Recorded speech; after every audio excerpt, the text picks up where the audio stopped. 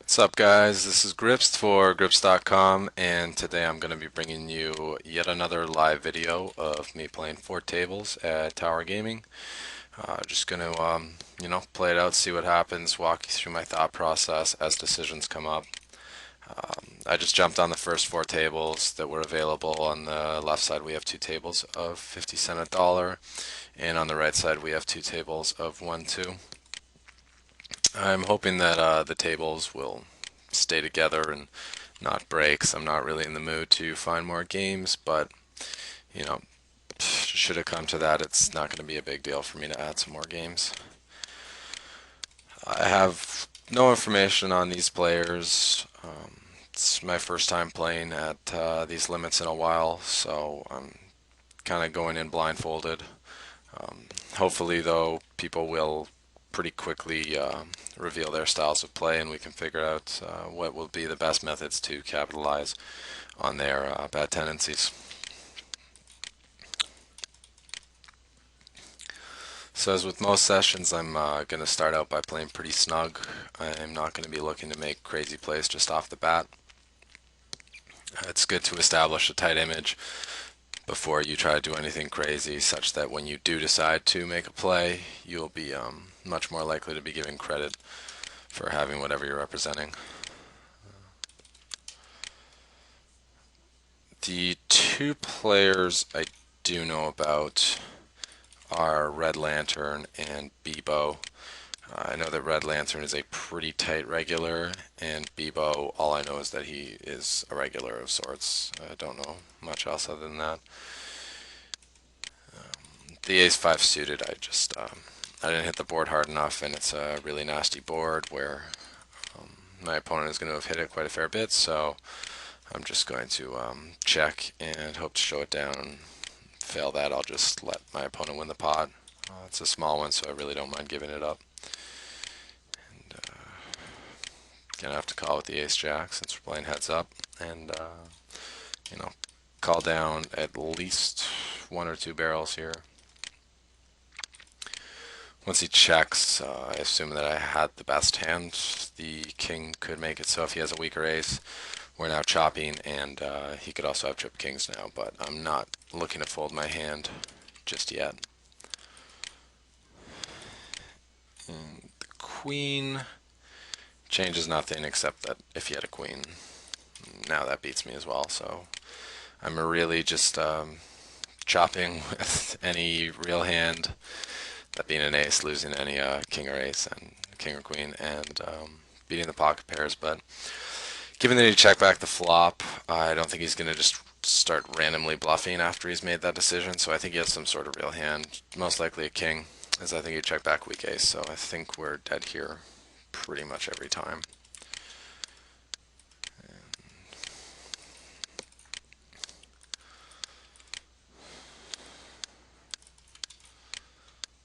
Even against a really loose player, I'm not looking to flat with a hand like Queen Jack suited, especially when the opponent is not very deep.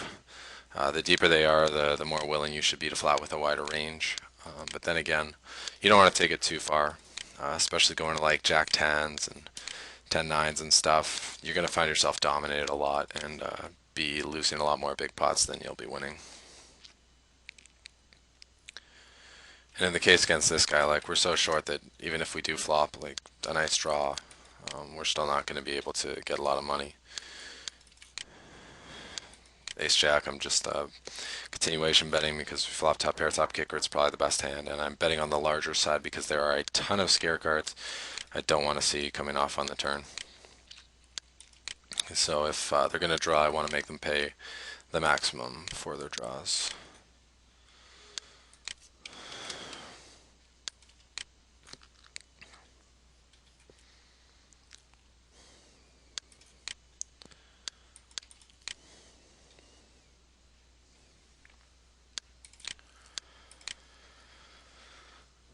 I do have a pretty juicy table going on the side, so I think I'm going to bring it in. I'm just deciding which game is the least interesting. I think we'll get rid of the bottom right one, even though it has some weaker players in CCZ and Paku too. They're playing short stacked, and in terms of getting educational content, we're going to be much better off in a game where all the players are playing deep stacks. Here I'm just going to continuation bet, and then depending on whether or not he calls, I'll decide if I want to get fancy on the turn or not. It's a little too early in the hand to be looking for a check raise, and he's going to check back with a lot of hands, and he's also going to be calling with a lot of hands that we're beating very handily. So, all right, this is a fold that a lot of people might not make. You know, it's a really pretty looking hand. We got the button. You're facing a 3-bet. You figure it's a hand that plays pretty well.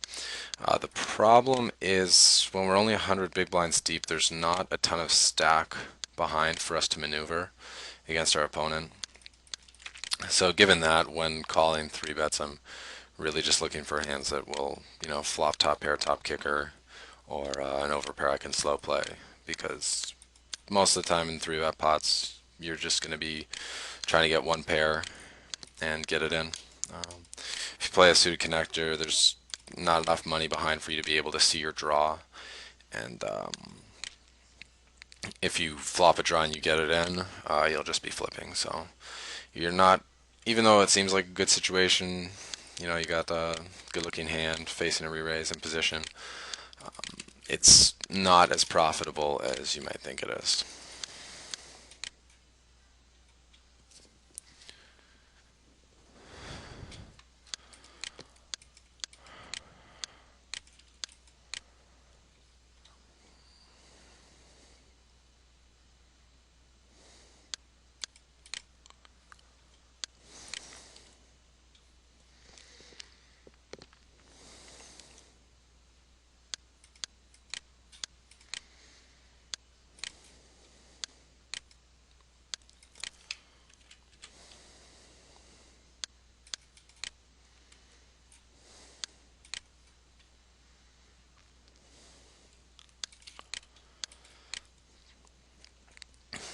I do apologize in advance for any dead air we might experience during the video. I'm just coming off, once again, a pretty long session, so I'm a little bit tired. Mainly just going to be talking about hands as they're coming up. Just don't really have it in me to do a free flow of good concepts to discuss, so we're just going to take it as it comes.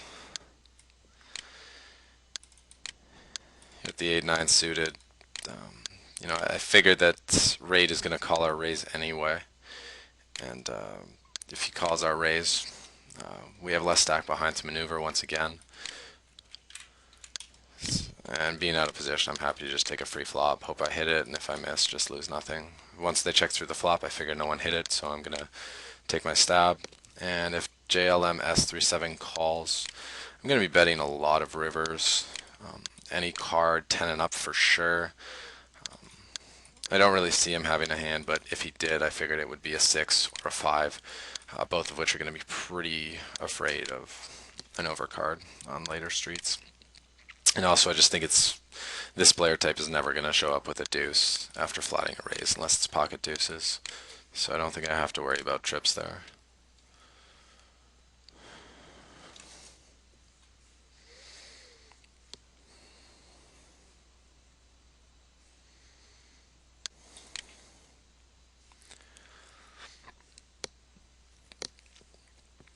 So already, it's only been about 13 hands, but these two players, Get With It 37 and Raid, have let us know that they're going to be the targets for these games.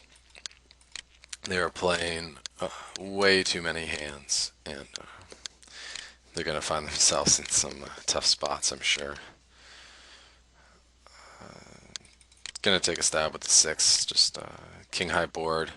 I don't think it's that likely that Pelipan limped with a king. And even if he did, I think he's just going to call and I get a chance to hit a 5-outer for a really big pot. Here with the kings, not much thought behind this. I'm just going to make a cold 4-bet and get it in. Unfortunate turn. It's not that likely that Get With It has a 5, but he could have one, so I'm just going to check back and call the river. Not much else to do there. Yeah, I didn't get a good turn card for my hand with the 6-8, so I just shut down and lost a small pot. And that's a nice turn card. We're going to be shipping that. Okay, given that Get With It did not bet the turn or the river, I don't think he's going to be showing up with two pair or a five. So I think it's okay to go for a value bet here. He most likely has an ace with a weaker kicker, or a pocket pair, or possibly a four that he might even find a call with. When you get a player type who's this loose, not only are they loose pre-flop and that they like to see a lot of flops, they also have a hard time folding a hand once they hit one. So it's definitely okay to be looking for thin value bet spots against these player types when they've given you a lot of information to lead you to believe that they don't have a stronger hand than whatever you're holding. Like I wouldn't be value betting I don't know, ace ace 7 and under, probably not even ace 9, and ace 10 would be the cutoff. And I'm definitely not value betting pocket kings on that river, but given that I have ace queen, I beat ace jack, ace 10, ace 9, I think it's okay to put one out there. And I think in retrospect, I should have bet even smaller, probably something like $6, where he just, he'd feel like a total sucker not calling because the pot odds are so good. If the queen five suited, I'd love to limp because it's only a buck, but I'm gonna try to practice good habits in this video and just let it go. And Pete Tong, I don't know if this is a good call, really. Based on his long-term stats that we have here, he's playing pretty tight, and King Queen is probably a bad defend. But I just felt like so far this session he's been playing a little bit looser, so it's okay to, we're just trying to learn here. If I blow a bit of my money trying to teach some concepts, it's okay. And my reasoning for check raising here on the ace high board, I mean, it's that I got myself into the spot, and just his c-bet size doesn't seem consistent with an ace or a set. Even though the board is fairly dry, I just don't think he'd bet 5 into 650 with a real hand. I think he'd be betting 4 or 350 a lot more. So I'm risking 1450 to win what's about 1150. Not too much more than a 50-50 proposition. And given that he's going to be continuation betting with his entire range on that board, and probably more than half of those hands didn't hit that board, I think it's an okay spot to check raise. But if I was called, I'm not putting another dime into the pot. I mean, he's got it, and I'm just gonna, hope to run a runner a straight for free. But I mean, that's wishful thinking, of course. We'll try with a little 3-bet here. The 6-7 suited. I mean, it's a good hand to be mixing it up with. And Brooklyn Wizard seems to be playing fairly passive post flop, so I think we can infer that he's not the strongest of players. Here with the gut shot, I'm gonna go ahead and lead it because I'm putting Mr. Bust a lot in a tough spot. He can't, just raise me because he thinks I'm full of it when he has another player behind him who has yet to act in the hand. He's going to have to play a lot more honest when I lead into him and there's a player behind him. I think that he's going to show us something like 2 jacks or a good 10. But one thing I do not think is that I'm going to be able to make him fold on this river even if I shove it. So I think checking's okay. And he shows up with the same hand, which is, a pretty light flop peel. But I guess he, figured that I would have a big hand to lead out there and he was going to get paid if he hit. Here with the kings, I gave him a chance to bet the flop because I flopped, the absolute stones, and he has about a pot-sized bet left. Once he doesn't take that shot, but I fill up and I have no fears of any draws, I bet super small, like a third of the pot, where, a player like this just isn't going to be able to fold. In the river, I probably got lucky, and yeah, sure enough, he made the 3 high flush, so it was, it was just a fortunate river. Fortunate that it came out in the order it did. The full house and then the flush. Okay, I really want to get called by a 5 here, so I'm going to bet really small. Bust a lot could have a 10. He could technically have Jack 10 too, but if he has that hand, he's going to check raise me. And I think with just with a 10, he just calls. So once Mage doesn't bet the river, I know like almost 100% that I have the best hand. So I'm going to put a bet out there, but I'm going to try to make it really small so at least one of my opponents calls me. And we got a call, and I'll let you guys know in a second what that hand was. He had a 9, so he flopped top pair and bet the turn with the hopes that no one had anything because we checked through the flop and he could take it. And that was a misclick. I do not recommend calling 6x raise from the small blind with ace-9 off. But I mean, we all make mistakes. So I mean, now I'm in a tough spot. I think I'm just gonna cut my losses. Yeah, I'm way out of position. I got another player behind me. It's not gonna be an easy spot for me to play. Going back to that hand where I let out with the gut shot. Were the positions reversed for the other players, such that I think he left, but the guy who called the raise first, if he had been the pre-flop raiser and bust lot had been a caller, now it's a much worse spot to lead out. By leading out here, you give up your relative position completely. You make your play, and then the pre-flop raiser gets to see how the other player reacts to your bet, and then make a really well-informed decision because you got information from two players.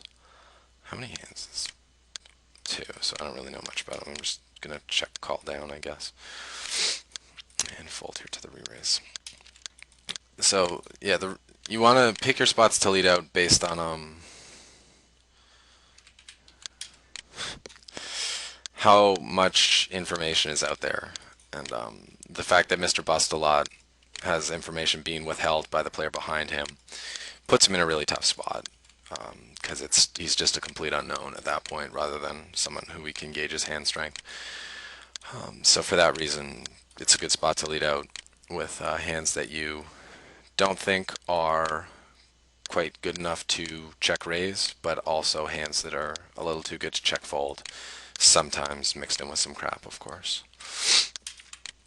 So that's the whole reasoning behind that. I mean, I'm not leading there with the gut shot every time, but it just felt like an okay spot to do it. And here with the ace king, I'm just kind of trying to get all in with you money my, because he's playing like every hand. I don't really know what Bust-a-Lot cold called with behind me. I think it's either a pocket pair or ace king, so I was gonna take my shot to try to move him off ace king on this flop, but since he decided to lead into me, I guess the pot's his. I'm not going to go spazzing when the guy clearly has some sort of a strong hand to cold call a 3-bet pre-flop, so that would not be a good time to dabble. And this flop's a little too bad. I would be semi-bluffing it if I continuation bet, but I think I'm just going to get floated and bluff raised a lot, and just not have anywhere near the best hand as well. So there I'm just kind of hoping the flop gets checked through and I can get a little more confidence in my pair of sixes as to whether it's good or not.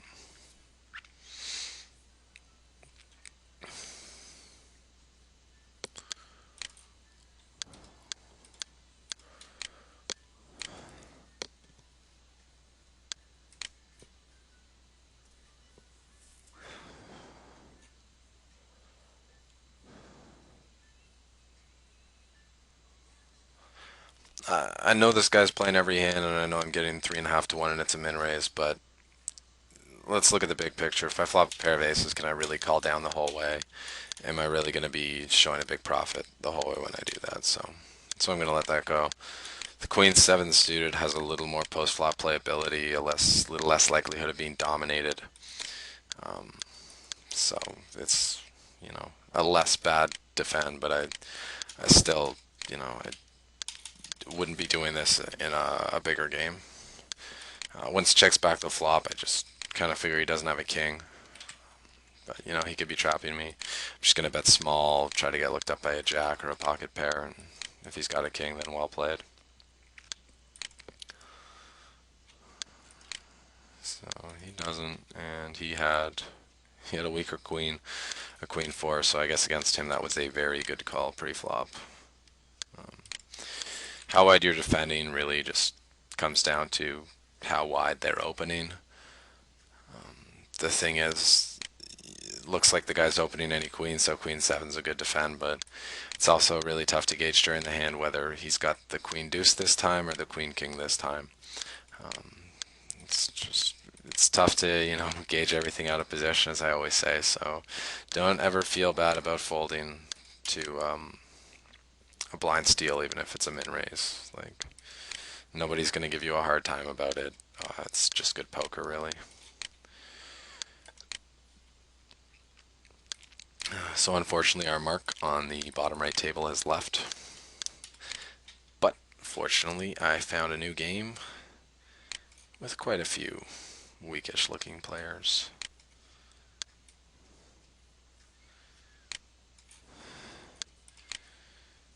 And of course, we're going to be waiting till our big blind comes around. Another just good poker habit. I'm going to take one shot at the spot. It's good because the board came ace high. The 7-8 adds a lot of dryness, and the donkier they are, kind of the more aces they call with, like they'll just call you with any ace. And, so you are going to get called more on ace high boards when there are weak players. But at the same time, 6 to win 9, where our range is much stronger than theirs, can never be a bad thing to fire one bet and just shut down if you get called.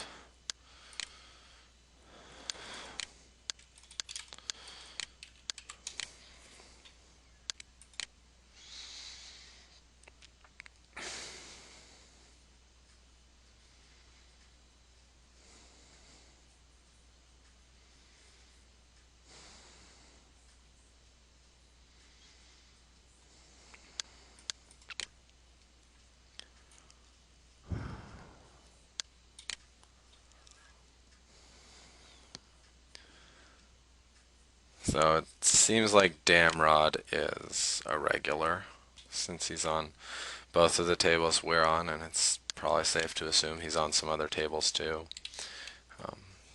Playing a very loose aggressive style, which I think is, you know, probably the most profitable style to play at these limits, but you have to know how to pull it off properly.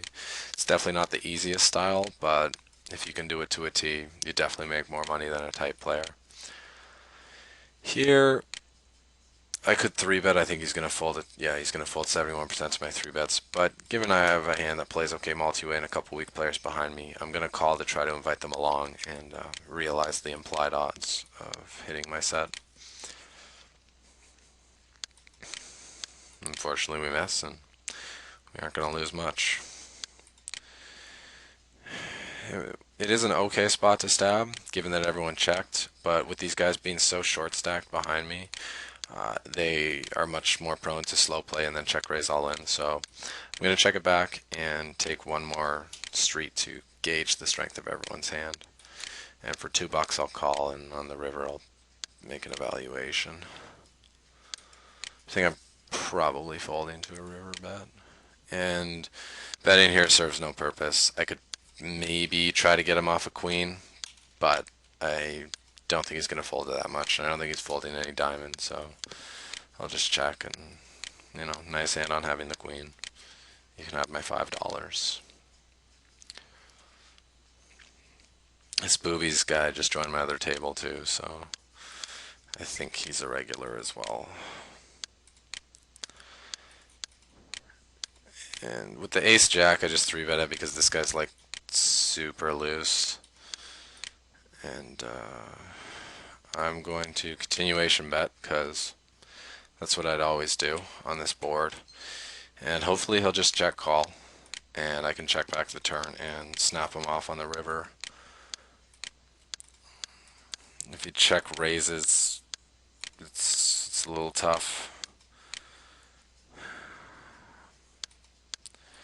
I only lose to ace queen and pocket nines is the thing. I think he would have 4-bet ace king, so I'm going to call and see what he does on the turn.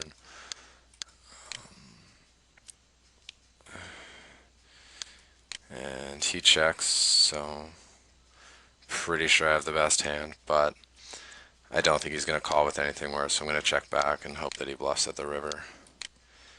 And that queen also changes nothing.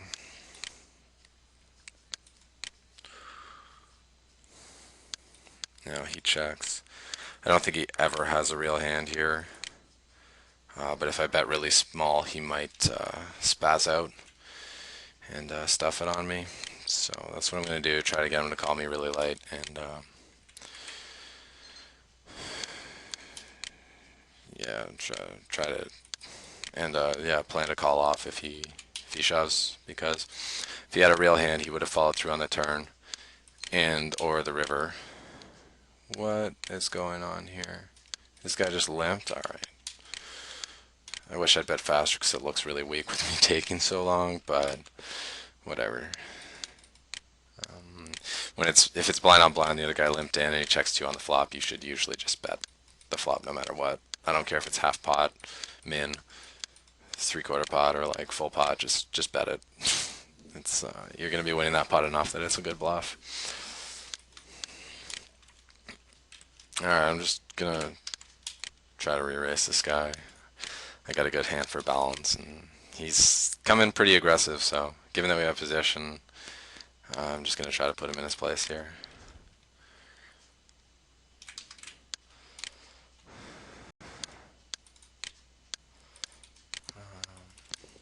So yeah, Damrod knows that I'm 3-betting a lot of hands that don't have an ace, but he knows that I'm going to be betting on any ace-high board, and that's probably why he decided to pull a play there, similar to the one we pulled earlier.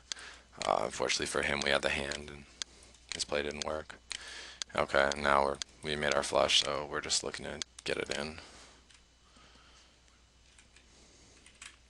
Let's see if I go 15-5 here, that'll be 70 on the end, I can do 60. Just betting these really small amounts because they give him a lot of room to move in over the top, think we're bluffing, spaz out. And I know I'm going to be able to get my stack on the river anyway. It's not to say I have the best hand for sure. He could have a bigger flush, he could have a boat, but when you make a flush or whatever hand you're drawing to in a 3-bet pot, you're usually going to be trying to get the money in. See, this is a bad spot to donk for Mr. Bust a lot, so I would assume that he has a big hand. He's afraid of me checking through the flop. He wants to guarantee he gets some value in on this street, so he bets out, hoping that Pelipan at least calls or maybe raises, and then I do something afterwards. And this is an annoying spot to get a check raised, but fact is, even if I hit the 2, I don't know if it's good, and the 7 is clearly just not a good card for me to hit either, so I'm just going to let him have that one. Small pot.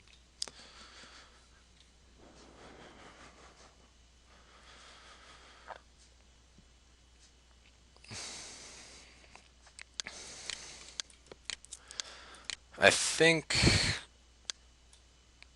with the 7-5, I could have bet the river really small too. 24.50. Given that he called so fast on the turn, I think he had a hand that was really weak, like probably just a king. And a king can't really call an all-in bet on the end. He might not be able to call any bet, but if it's going to cost me, it's probably going to be smaller than all-in. The reason I did go for the all-in though is, well, one, I had the big hand, and two, if I was bluffing, that's probably what I'd do. Bet small, shove. So, just to keep consistent, that's why I went for the all-in bet on the river.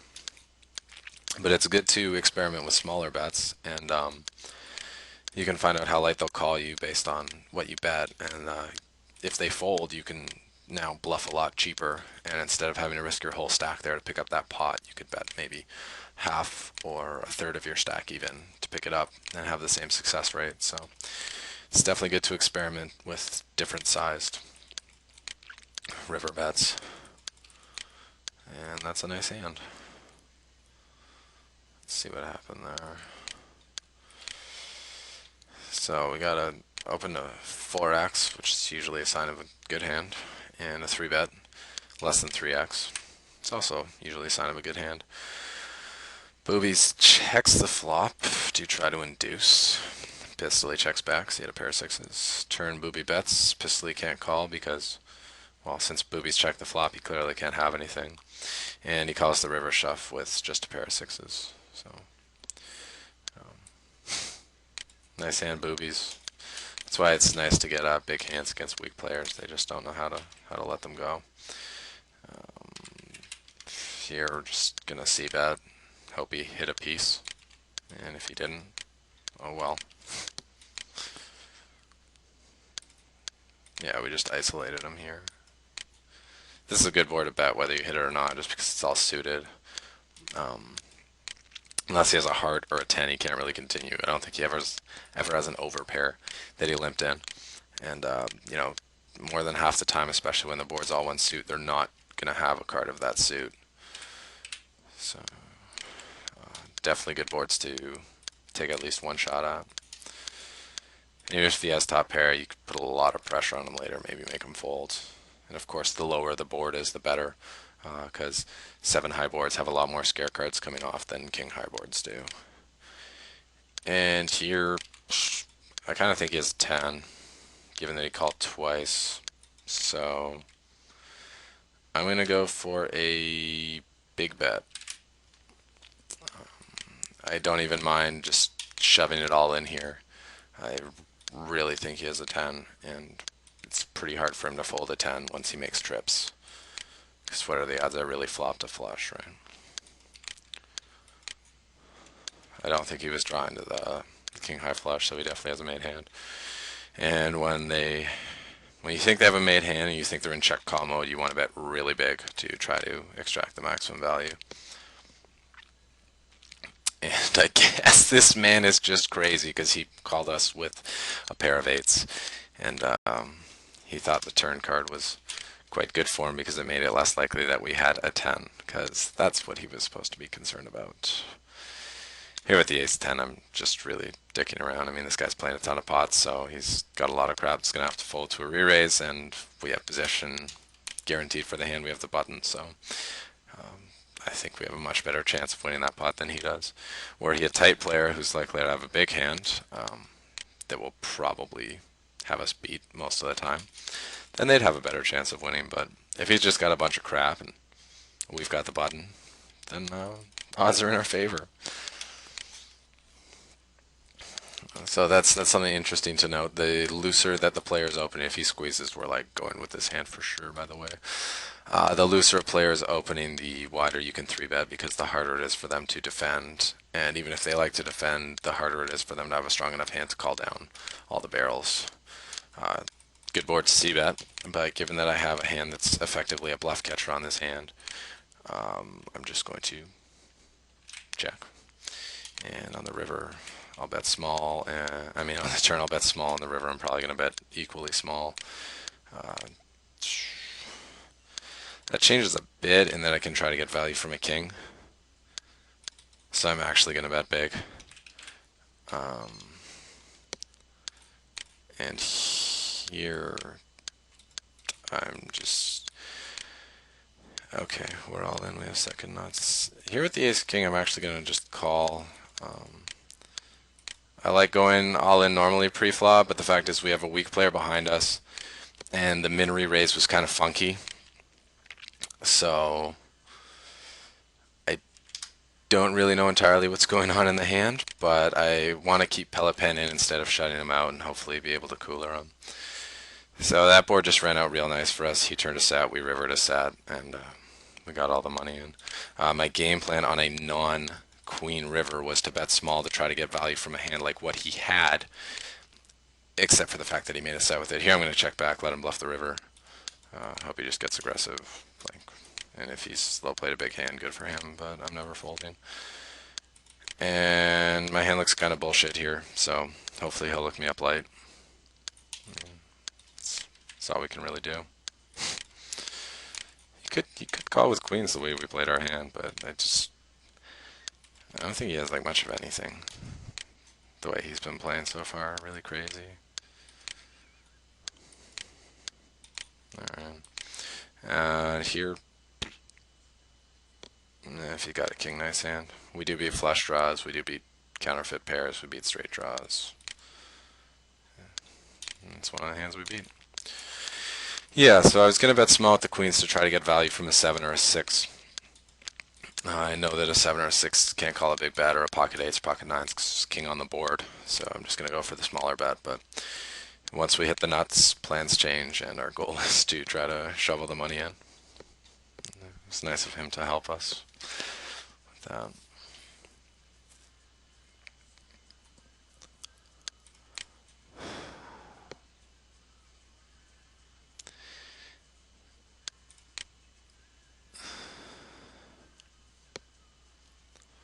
Just trying to find this guy's 4-bet range, but I have no idea where I'm looking. Yeah, if he had made any sort of normal sized re-raise, I probably would have just shoved it in with the ace king suited. He's a loose player. We have the same hand a lot. We're flipping a lot, but there's a lot of money out there already, and I wouldn't want to call, put in a third of my stack, and have to fold on a bad board. Given that he just made it so small, on one hand I was a little shook of him having a big hand, and on the other hand, like, I'm suited. It's a hand that plays okay multi-way, and there's the chance to get another weak player in, and I can fold losing a quarter of my stack. It's a much smaller investment, so I just felt that that time flatting was the right thing to do. And boobies. I mean, I guess I'll 3-bet because we're deep. No. I mean, I'll 3-bet because I have jacks. I don't really love the fact that we're deep. And here's a spot where I would love to 3-bet. I think Damrod's isolating the weak player a lot. It's a good hand to balance with, but we have been messing with him a fair bit already. And the other thing is he probably knows that we know he's isolating the player light, so he might think in turn that we're re-isolating him light, and he might just shove it on us, and we have to put in a bunch of money and fold with 7 high. In situations like that, I much prefer to have the goods when I'm 4-betting, and I'll be happy to call it off rather than just 4-bet as a bluff. Sure, it's a good spot, but we only have a small blind in, so it's not like we're losing a lot of value by passing up on that spot. There's not even a guarantee that he's isolating light, so even though it's a weak player, I mean, he opened for 4.5 times big blind. We're going to be playing from the small blind, and no interest in playing this hand. Even on this board where we flop top pair, like, we could still be in a position to lose a lot of money. So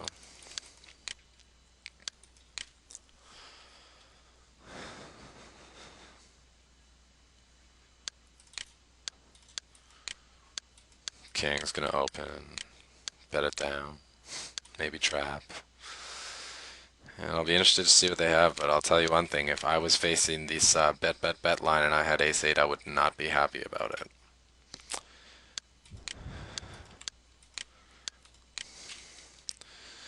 Okay, really loose players, really likely for us to get squeezed if we just flat the open.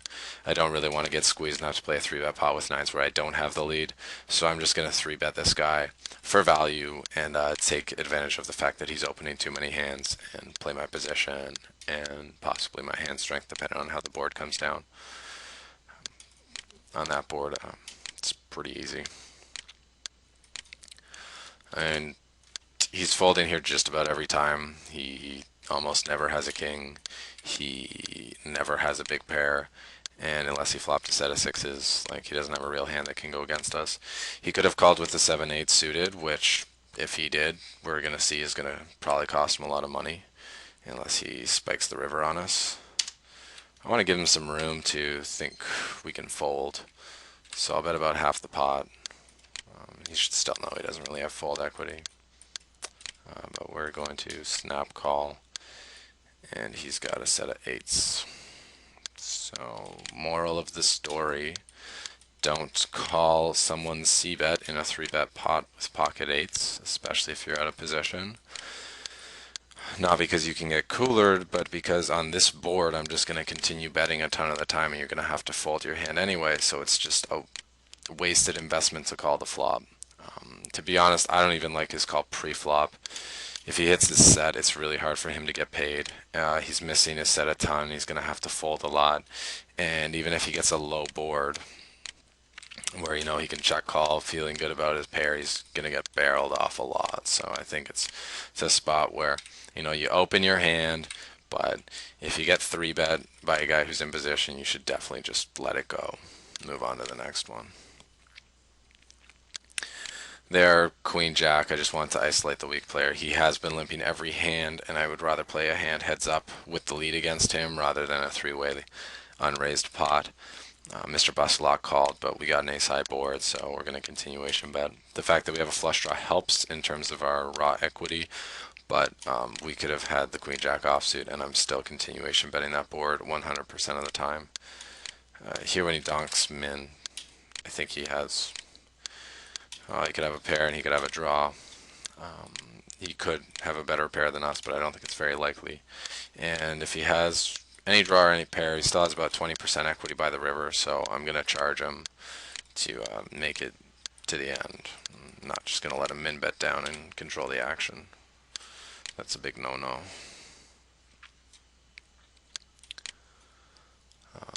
Here's one of those boards where I'm just going to be betting every time. And here with the eights, I'll call and just see what we can do.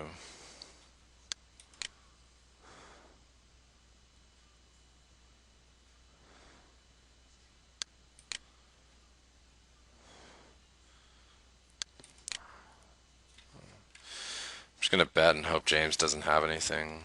I'm pretty confident Dixon doesn't. But I don't really want to check back because a lot of cards could come on the turn that would make James or Dixon. So I'm just going to bet when it's most likely I have the best hand, and if I get any action, I'm shutting down. I do beat a 7, and I do beat a flush draw.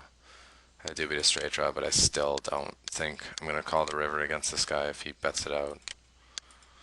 He checks, so we might be good. And he has ace high, so we win a nice small pot. It's nice playing against these guys who will, call light and play really passive because they don't put you in any tough decisions. So given that he checks down that hand, I think we could fold the river every time with eights if he called the flop and bet the river, because if he's not betting ace high, he's not, well, that's the only hand we beat. So he's not betting anything that we're ahead of.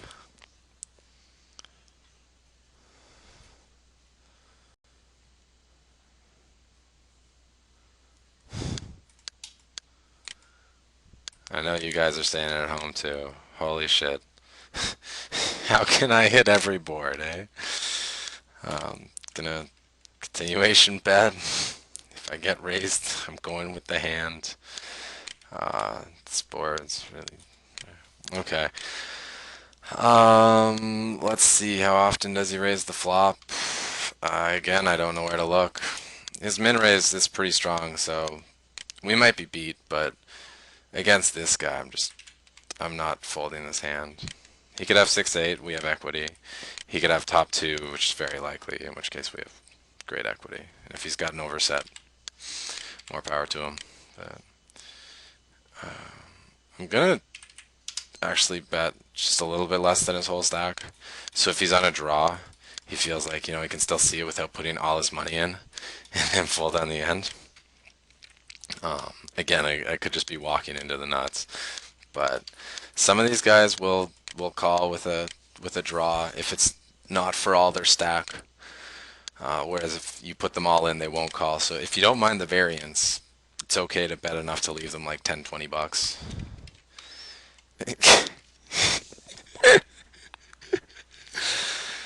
Case in point, our man had the jack 8. He min raised it up with the double gutter. Called the turn because he just had to see that last card, and once he made a pair, he's putting it in. Would have been a lot funnier if he didn't hit the river and he folded for the 20 bucks, but whatever. Oh my god. I think Boobies is going to be c-betting this board a lot because it's really dry, so that's why I'm going to opt for the check, and unfortunately I was wrong. Maybe Dixon will take a stab.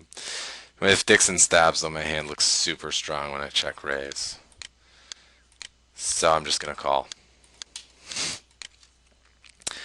Given that Boobies didn't c-bet this board, And people are less likely to see bet the more players are in the pot.